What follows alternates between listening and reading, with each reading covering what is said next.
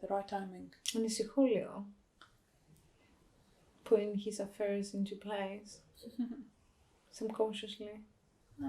Ναι, ανάγκη είναι το να κάνω. Το ήθελα, σίγουρα. Δεν πρέπει να κάνω διαφορετικά. Είναι διαφορετική κατάσταση. Τέλος πάντων. Αλλά πέρα από αυτό, το lockdown ήταν και ο ιός ήταν... I embrace every single part of my heritage. I embrace my Indian, Mauritian, Tamil heritage, my African Ghanaian heritage, my upbringing in Greece. So this is what I know, and this is what I can offer to my children in the future. I don't know anything else.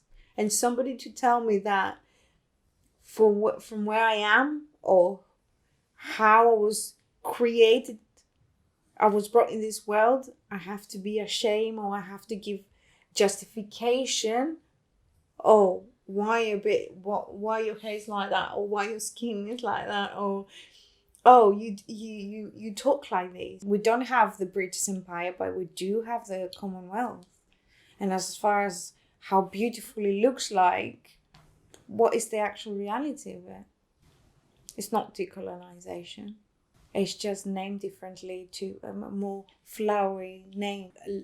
Later on in my life, which means I have already had the experience of having friendships and relationships in a different country, but decided to come and study here and eventually create a life here.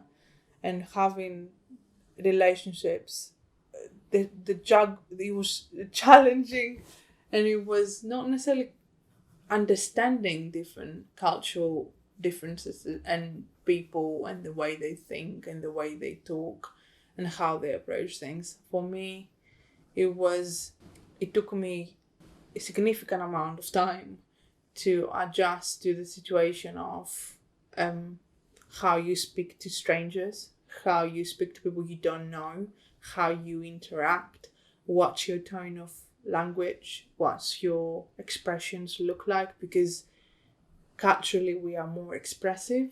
Personally, we were.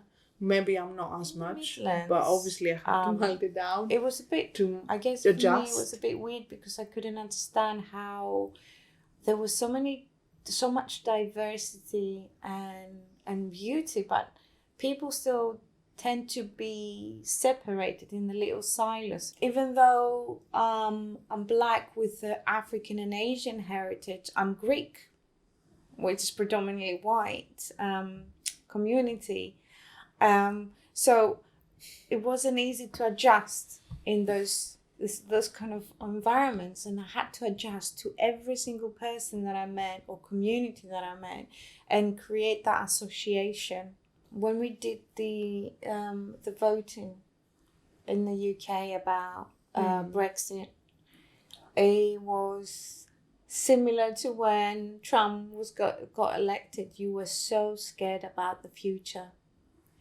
And what does it mean for us Europeans in the UK now?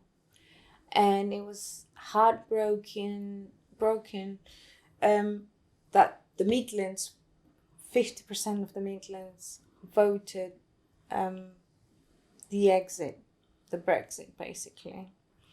And in my circle, I had people saying, "Oh yeah, Britain can be good again because, you know, our people can come and the borders are going to be open for the Commonwealth." And that's not my issue at all. When I studied socio-policy at university, I was in the era of the Labour. So a lot of my work and research was on the Labour government and the Blair political regime at the time. And it was all about social economics, providing to the people, have equal opportunities and so on. And I truly believe in the core of myself on the European Union and unity because of what had happened before.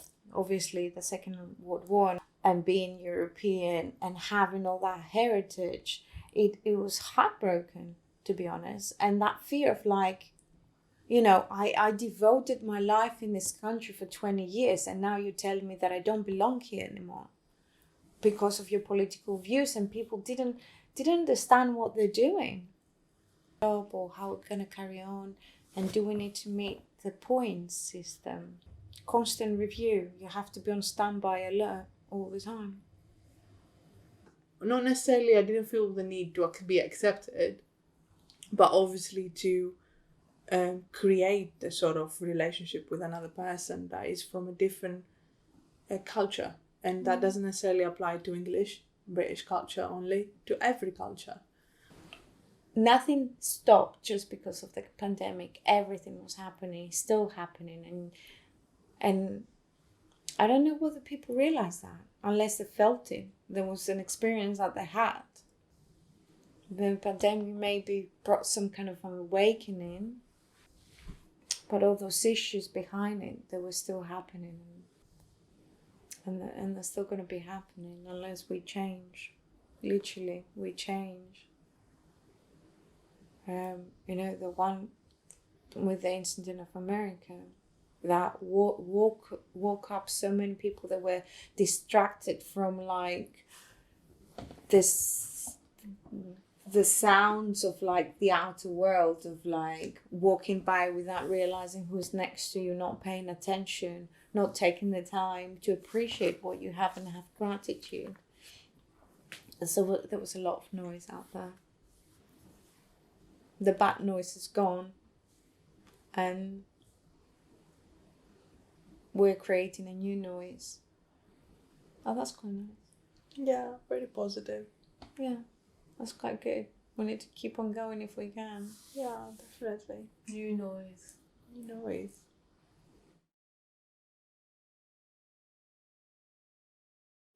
I'm transitioning into kind of the creative world where I find myself more kind of open and diverse and diversely accepted for who I am, without looking at my race or anything like that.